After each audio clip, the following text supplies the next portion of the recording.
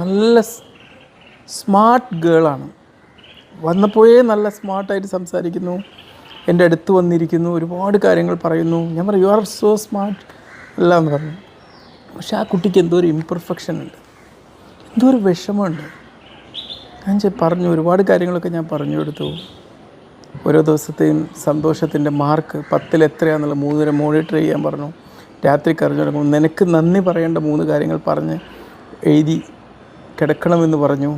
Mirror exercise ചെയ്യണം എന്നൊക്കെ പറഞ്ഞു കൊടുത്തു. കുറച്ച് കഴിഞ്ഞപ്പോൾ ആ കുട്ടിയെ പുറത്തിരുത്തിയിട്ട് അമ്മ പുറത്തോട്ട് വന്നിട്ട് അമ്മ ഉള്ളിലോട്ട് വന്ന് എന്നോട് പറഞ്ഞു, നമുക്കൊരു വിഷമമുണ്ട് സാറേ എന്ന് പറഞ്ഞു. ഇവിടെ എന്താ വിഷമം?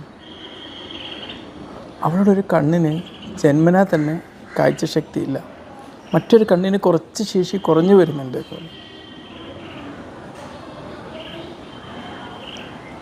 ഞാൻ പറഞ്ഞു